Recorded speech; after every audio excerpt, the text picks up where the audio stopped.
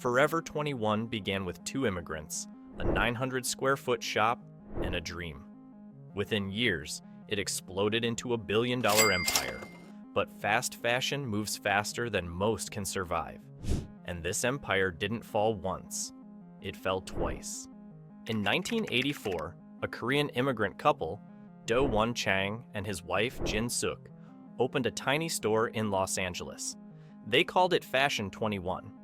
Armed with just $11,000 in savings, they rented a 900 square foot shop in Highland Park and filled it with styles inspired by Korean street fashion, sold cheap, sourced from local wholesale closeouts. The original target? LA's Korean American community. They didn't just sell clothes, they sold aspiration. In year one alone, they made $700,000 in sales.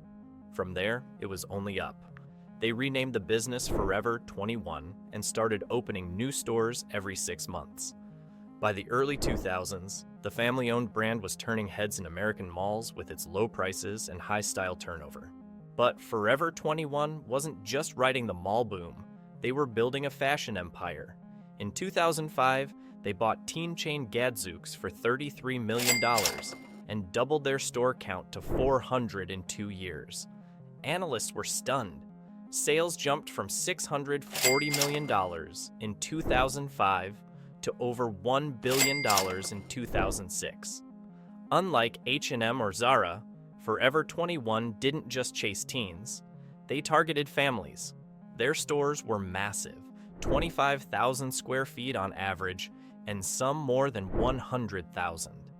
In 2006, they opened a 40,000 square foot flagship in Pasadena. And they didn't stop. Between 2005 and 2015, their international footprint exploded, from just 7 to over 260 global stores.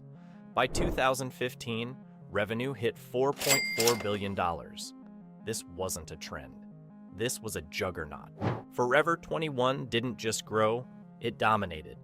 With over 790 stores in 48 countries by 2016, it was the destination for trendy, affordable fashion.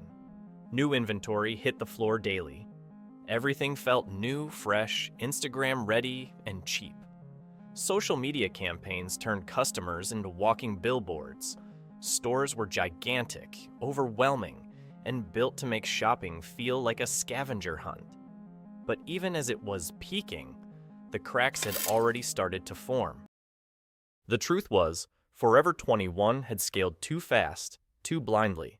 They expanded store count aggressively, opening over 700 locations worldwide, some more than 100,000 square feet, without considering whether the traffic would still be there 5 years later. It was retail growth driven by gut instinct, not data. And the supply chain that powered their early success? It didn't evolve. While competitors like Zara used software and short production runs to match inventory with real-time demand, Forever 21 was still over-ordering and hoping it sold. While Forever 21 was expanding horizontally, more malls, more floors, more everything, retail was quietly shifting vertically into the digital world. The signs were clear. Malls were losing foot traffic. Online brands were gaining steam. Competitors like Zara and H&M were investing heavily in digital infrastructure, mobile apps, and data-driven inventory. And then came the real disruptors, Shein and Temu. Born online, built for speed, and designed for mobile, they could identify a trend and have it on your doorstep in days, sometimes for under $5. But Forever 21 were still doubling down on mall real estate, opening massive new stores while failing to modernize its website. It didn't lean into e-commerce. It didn't personalize shopping experiences. It barely invested in digital analytics. The Gen Z customer, the future of fast fashion, was online, but Forever 21 wasn't really meeting them there. Instead of being a trendsetter, the brand became out of sync. And as malls became ghost towns, Forever 21's massive footprint turned into a liability. A fast fashion empire, built for yesterday's retail world, was suddenly looking dangerously outdated. Mall traffic tanked, rents climbed, consumers stayed home and stayed online. Forever 21, with hundreds of oversized stores bleeding money, couldn't keep up. Sales plummeted. Inventory piled up. The writing was on the wall. In September 2019, the once explosive brand filed for Chapter 11 bankruptcy. It was the fashion equivalent of a rock star crashing on stage. They shuttered over 300 stores, pulling out of Europe, Asia, and Canada completely. Their massive bet on mall real estate had turned against them, but someone saw this as an opportunity. A group led by Authentic Brands Group, along with Simon Property Group and Brookfield, swooped in and bought Forever 21 for just $81 million. That's less than what the company made in a good month during its peak. The new plan was to slim down and go digital, partner with influencers, launch collabs, and rebuild the brand one hashtag at a time. But the momentum was gone. The world had moved on, and the problems went deeper than branding. The company tried to adapt.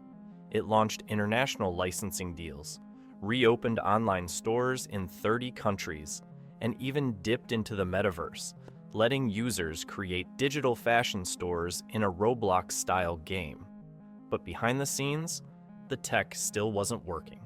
In 2021, Forever 21 blamed fintech startup Bolt for a failed e-commerce platform rollout that allegedly cost them $150 million in lost sales. Meanwhile, real competition wasn't playing games. By 2023, Shein had gone nuclear, and in a strange twist, it actually bought a stake in Forever 21's parent group. Yep, the brand that helped kill Forever 21 also kind of owned it. None of it was enough. The website never became a real growth engine. Store performance remained weak. And by early 2025, the company was quietly working with a restructuring firm, laying off staff, and trying to offload store leases. It couldn't find a buyer, and it was running out of time. Part of the downfall came from how the business was rebuilt. When Forever 21 came out of its first bankruptcy, it wasn't truly saved. It was split. Authentic Brands Group took the name, trademarks, and digital rights. The stores and operations were handed to a separate company, which had to pay ABG just to use the Forever 21 brand. This wasn't a partnership, it was a toll booth. The stores owed fixed royalties every year, no matter how they performed. So as sales slumped, rent costs rose, and competition from Shein exploded. Forever 21 was still locked into paying millions just to keep its own name on the front door. The licensing model gave the brand no room to breathe. It separated the identity from the actual business. And when losses piled up, there was no real way out, because the most valuable piece of Forever 21 was already owned by someone else.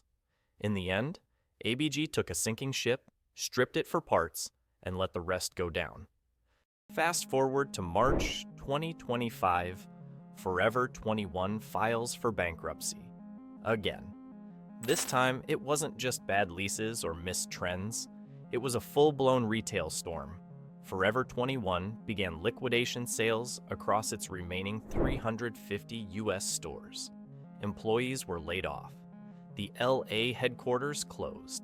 The iconic yellow bags headed for history. What was once a billion-dollar brand had become a warning sign, a flashing bright in the face of any retailer unwilling to evolve. The Forever 21 name still exists, owned by Authentic Brands Group. But as of May 2025, its physical U.S. presence is gone. I think it's fair to say that Forever 21 didn't fail because people stopped liking cheap fashion.